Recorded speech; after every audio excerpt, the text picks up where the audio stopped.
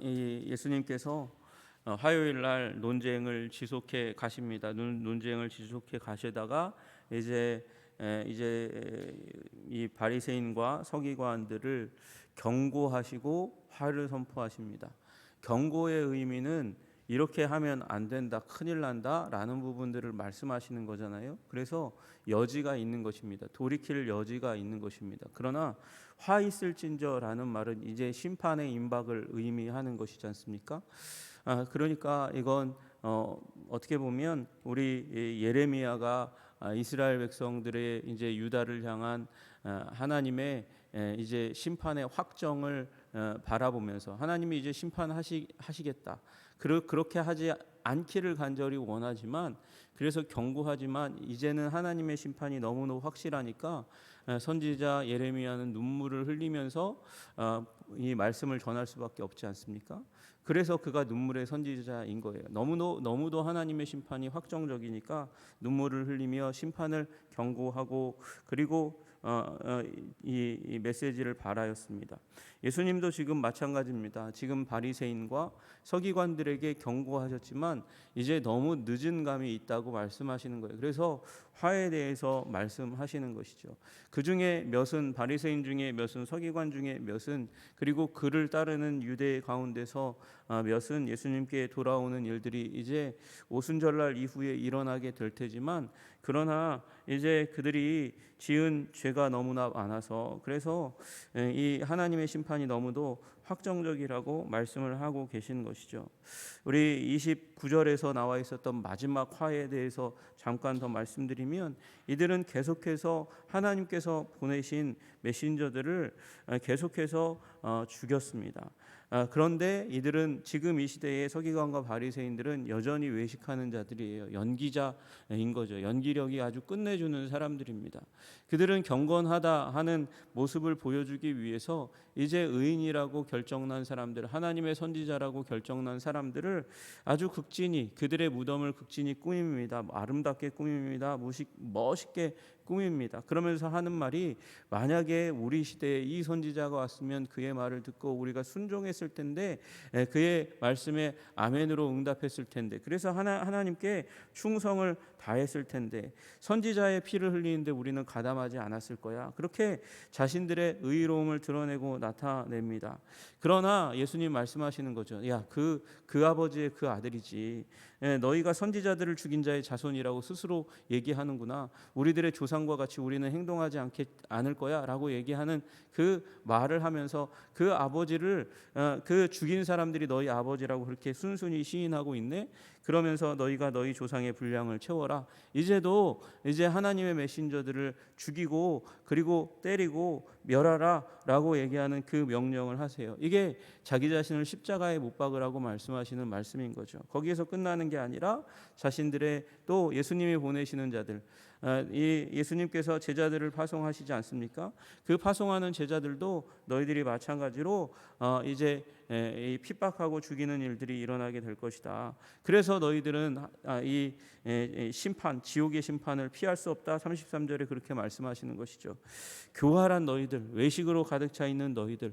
그래서 뱀들아, 독사의 새끼들아, 너희가 어떻게 지옥의 판결을 피하겠느냐 그렇게 말씀하시면서 아벨로부터 시작해서 계속해서 의로운 자 하나님의 메신저들이 죽어왔던 이 역사들을 얘기하면서 이제도 또한 너희들이 그 일에 가담하게 될 거야라고 말씀하십니다.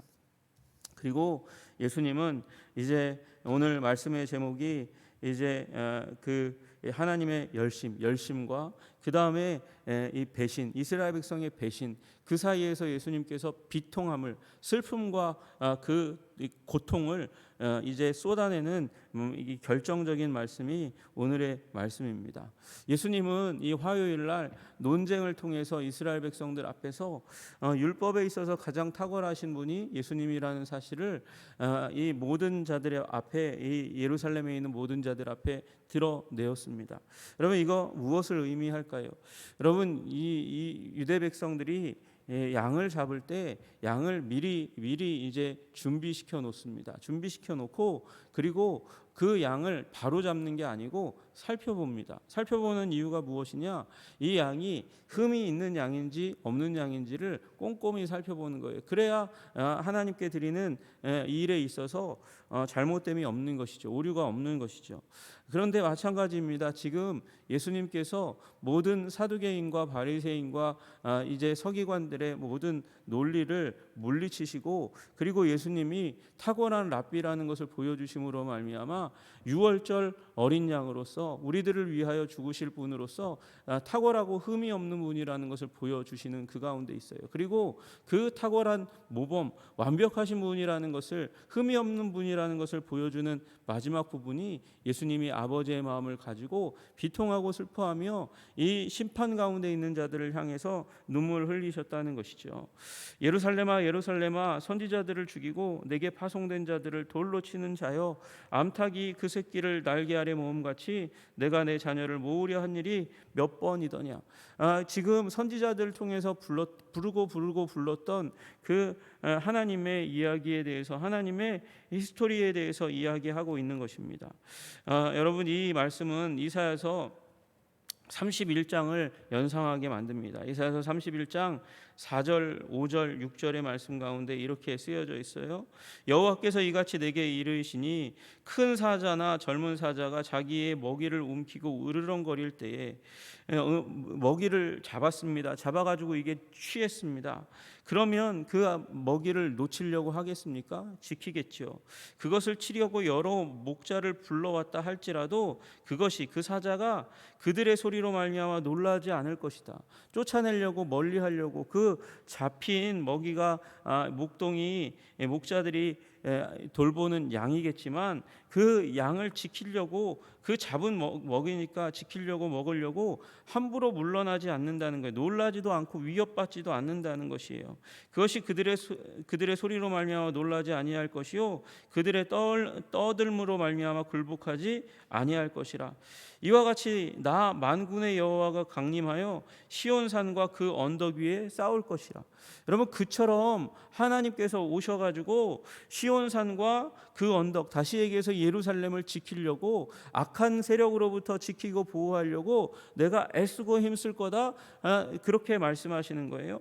여러분, 또 그 다음에 5절의 말씀이, 이사야서 31장 5절의 말씀이 오늘 이 37절의 말씀과 연결되는 말씀이에요. 새가 날개를 치며 그 새끼를 보호함 같이 나 만군의 여호와가 예루살렘을 보호할 것이라. 그것을 호위하며 건지며 넘어와서 구원하리라 하셨느니라. 그렇게 말씀하시는 거예요. 여러분, 사자에게 있어서 먹이가 얼마나 귀중합니까? 이미 확보된 먹이가 얼마나 귀중합니까? 그 먹이를 보호하려고 목자들이 아무리 난리를 쳐도 도망가지 않고 움킨다는 것이죠. 또 새가 날개를 치며 새끼를 보호함 같이, 새끼가 새에게는 이 보물과 같은 것이에요. 그래서 누가 와서 그걸 취하려고 하면 난리를 치고, 그리고 어디에 흩어지지 않도록, 다른 맹수로부터 공격받지 않도록 그 위험한 시기에 날개 아래 보호함 같이 그렇게 보호하는데, 내가 그렇게 했다는 거예요. 주님께서 그렇게 했다는 것이에요. 이스라엘 자손들아, 너희는 심히 거역하던 자에게로 돌아오라. 심히 거역하던 자가 누굽니까? 하나님이에요. 하나님을 향해서 이스라엘이 심히 거역했습니다.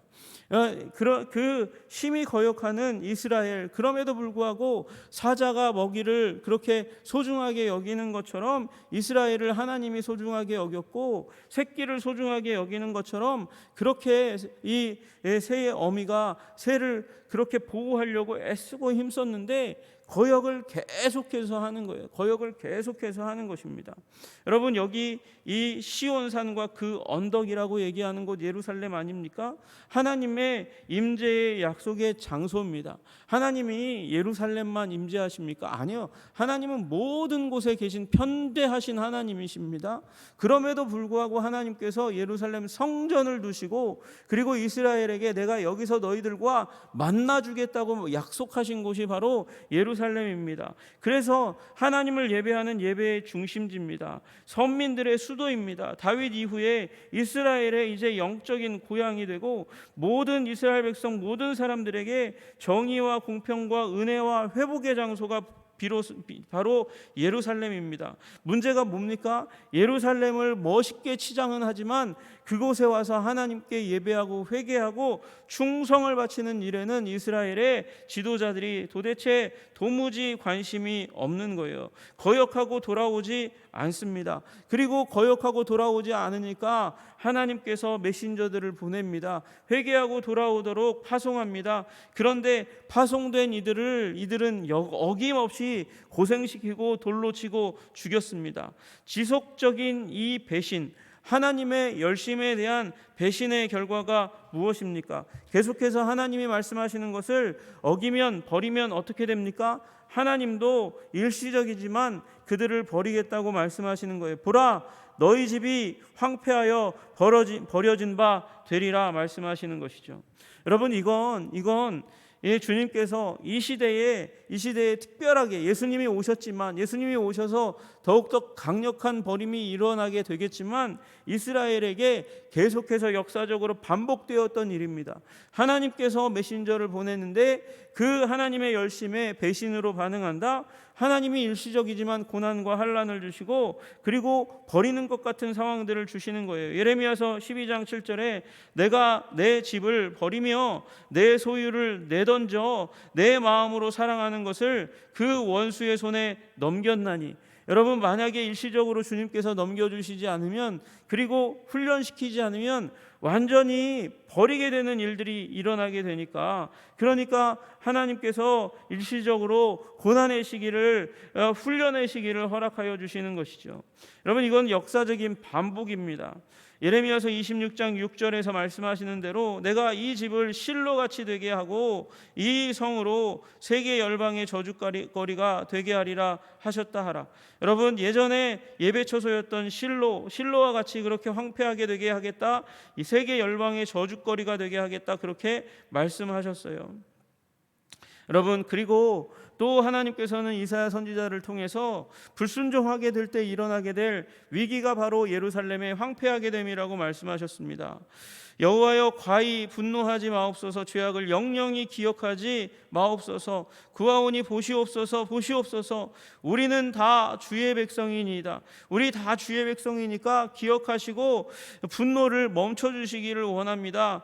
그 하나님의 분노가 지속되면 어떻게 됩니까? 주의 거룩한 성읍들이 광야가 되었으며 시온이 광야가 되었으며 예루살렘이 황폐하게 되었나이다. 여러분, 불순종의 결과는 하나님의 도성, 하나님의 나라라고 일컬어지는 이 이스라엘의 광야됨, 사막처럼 황폐하게 되는 일입니다.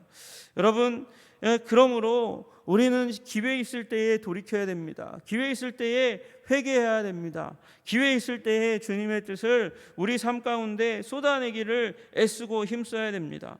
여러분, 그래서 이 역사적인 반복이 계속해서 일어나서 결국 예루살렘 성전은 파괴됩니다. 무너지고 깨어집니다.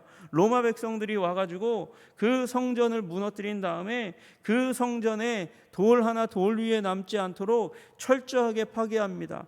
그들의 황금에 대한 욕심 때문에 성전을 불태우고 깨어뜨리고 부서뜨렸잖아요. 거기에 금 한 조각이라도 더 찾으려고 성전에 돌을 뒤적이면서 돌 하나 돌 위에 남지 않게 완전히 파괴되는 일들이 일어나게 되는 것입니다. 여러분, 거기에 은금이 있었기 때문에 그렇게 철저하게 파괴되는 것이 아닙니다.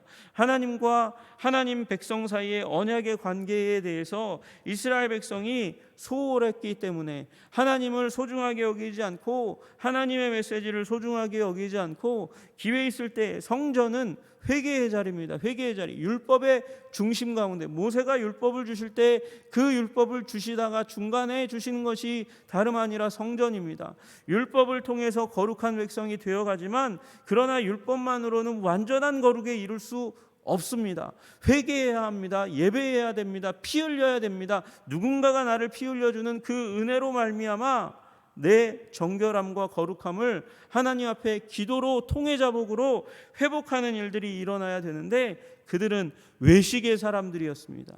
가면을 쓰고 연기하고 나는 회개할 것이 없다고 얘기하고 저 사람들보다 얼마나 우리가 의롭습니까? 그렇게 외치는 사람들이었습니다. 그래서 하나님께서 이제 드디어 하나님의 메신저 예수님까지 보냈는데도 죽이는 일이 일어나게 되는 것입니다. 그래서 너희들은 멸망당할 것이다 말씀하시는 것이죠.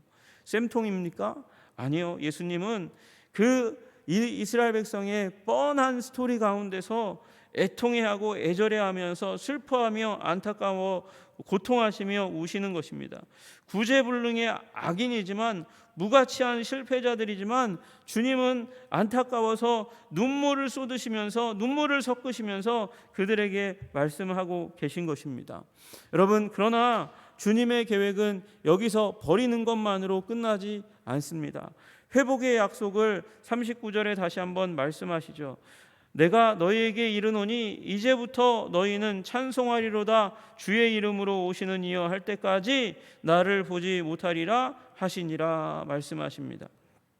여러분, 여기 나와 있는 이 주의 이름으로 오시는 이여 찬송하리로다 이 가사는 얼마 전에 종려주일에 나귀 타고 오시는 예수님을 환영하던 사람들의 찬양의 소리였습니다. 이 찬양의 소리, 시편 118편 26절에 나와 있던 이 찬송의 소리를 다시금 너희들이 불러야 된다. 부를 때까지는 나를 다시금 보지 못하리라. 누가요? 예루살렘이요. 예루살렘이 보지 못하게 될 것이다. 그렇게 말씀하시죠. 여러분, 똑같은 찬양 가사지만 시점에 따라서 그 의미는 완전히 틀려집니다. 여러분, 우리 예루살렘 입성하실 때에는 예수님을 환영하는 입성이었습니다. 이제 예수님이 이 찬양을 들으시고 구원을 위하여 십자가의 단상으로 올라가십니다. 그러나 마지막 때의 이 찬양은 심판 때의 찬양입니다. 마지막 시기의 찬양입니다. 마지막 때에 하나님께서 이스라엘을 회복시키시는 일을 하실 거예요. 그리고 그 이스라엘을 회복시킬 때 이 유대인들 가운데서 열심을 다해서 하나님의 열심을 다해서 배신했던 그 이스라엘이지만 역사의 마지막에 하나님께서 계획하셔서 그들을 돌아오게 하시고 그들의 입술을 통해서 하나님이 예배 받으시는 날을 반드시 만들겠다고 말씀하시는 것입니다. 여러분, 이스라엘이 AD 70년에 티투스 장군에 의해서 돌 하나 돌 위에 남지 않고 성전부는 완전히 파괴되었습니다. 완전히 부서지고 깨어지고 무너졌습니다. 예수님이 말씀하신 그대로 토둔을 쌓아서 이 흙으로 된 언덕 산을 만들어 가지고 예루살렘을 침공하고 완전히 예루살렘을 초토화시키고 그리고 멸망시켰습니다. 이제 이 이스라엘 나라 사람들이 온갖 곳으로 다 흩어지는 일들이 일어나게 되었습니다. 그리고 거기서 끝나지 않고 유럽 전역으로 흩어졌던 유대인들은 가는 곳마다 멸시를 당합니다. 그래서 핍박이 일어날 때마다 도망가야 되니까 땅보다 더 중요한 것, 돈에 집중하는 사람들이 된 거예요. 돈을 만지는 사람들이 되었습니다.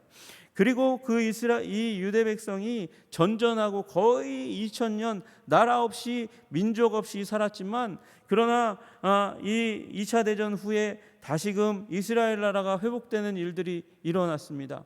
여러분, 한 나라가 한 2000년 가까이 나라 없이 살았는데 회복된다? 이건 역사상 불가능한 일입니다. 그 일을 하나님이 이루십니다. 물론 인간의 욕심을 통해서 이루시지만 그 사이에 이스라엘 백성의 문화는 다 깨어지고 부서졌나? 아니요. 그들의 언어를 보존시키시고 그리고 온갖 나라로부터 러시아, 중국으로부터 시작해서 아프리카, 유럽에 전체적으로 흩어져 있던 이스라엘 사람들이 모였지만 언어가 거의 비슷해요. 2000년 동안 토라를 중심으로 그 토라를 외우는 삶을 살았더니 테필린의 삶을 살았더니 그들이 언어가 2000년 떨어져 있었는데 한 세대만 지나도 미국 갔던 우리의 후손들이 오면 빠다발른 미국말만 하지 한국말 못하잖아요. 그런데 그들은 2000년 가까이 살았는데 이 말을 보존하고 그리고 서로 의사소통하는 일들이 일어납니다. 그러나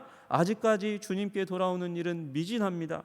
여러분, 그러나 우리는 하나님의 약속을 기억해야 하고 이스라엘을 위해서 기도해야 합니다. 그리고 이스라엘이 메시아닉 주가 돌아오는 일들이 지금 일어나고 있지만 주님께서 이 본격적으로 그 일을 일으키시면 놀랍도록 이스라엘이 회복되는 일이 일어나게 될 줄로 믿습니다. 그것이 하나님의 계획입니다. 로마서 11장에 나와 있는 11장 25절 26절 나와 있는 바울을 통해서 또 나타내신 이스라엘을 향한 하나님의 계획입니다.